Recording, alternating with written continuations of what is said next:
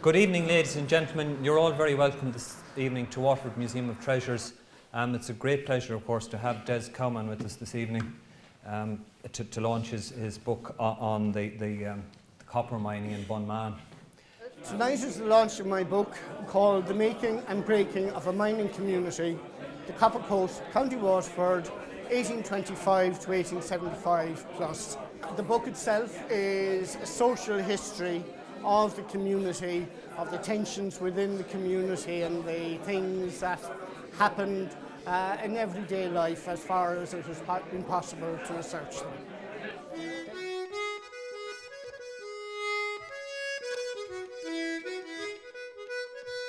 As the term Copper Coast implies, they mined for copper in the 19th century, but there are also other minerals here. There's lead and silver. A great amount of silver was got in the 18th century, but that was exhausted by the 19th century. The lead turned out not to be very significant, so it was all copper for the 50 years of the life of the mine in the 19th century. Before the famine, 1,200 people directly employed in the mines, but there were all sorts of other people around in hope of getting employment, in hope of somehow getting money. The place was teeming. Then the famine wiped a whole lot of those out because it coincided with a bad time in the mines. In the 1850s, things picked up again up to the strike. The underground workers were about half the workforce.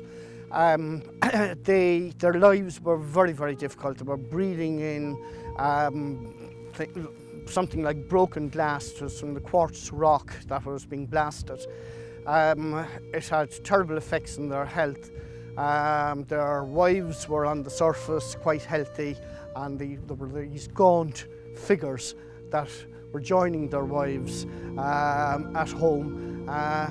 As a result, the birth rate was relatively low. The main difficulty for the miners was the ladders. At one point they were a quarter of a mile deep and had to walk a quarter of a mile under the seabed. There was water everywhere. They were blasting the rock. Very arduous work, swinging sledgehammers and crowbars with it, and then they had to climb the wet, muddy ladders back up again. It was said that 50 years old was very old for the life of a miner. Most of them climbing the ladders after a day's work. In their late 30s, they began to get dizzy on the ladders, and that was it. That was the beginning of the end.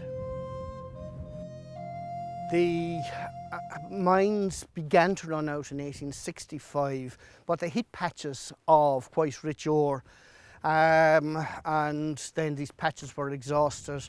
The price of copper was fluctuating anyhow, and by 1875 it was obvious that the mines were finished. As the mines shut down, a contemporary said it was as if an angel of death had swept over Bunmahon.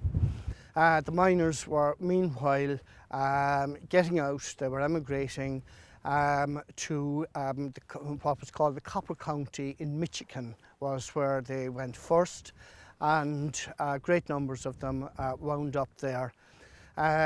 From Michigan, a lot of them then went on to Butte in Montana, and their descendants, in fact, are still there, and I've had correspondence with them.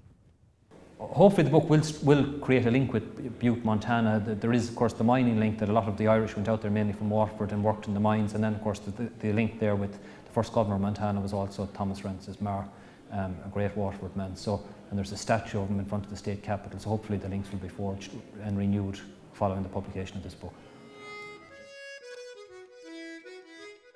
The mines had been forgotten about then for a lot of the 20th century until local communities got together and decided to take a pride in the mines.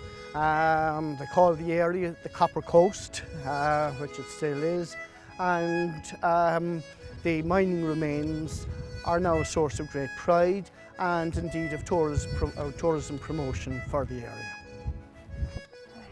From a tourism perspective, the copper mines have left a very rich mining heritage to the area. This mining heritage, as well as the geological heritage, that the Copper Coast Geopark is promoting. The Geopark has undertaken the conservation of Tynkelstern engine houses, which is now fully accessible to visitors. And to a broader extent, the Geopark has also trained a team of local guides to introduce visitors to the wonders of the Copper Coast.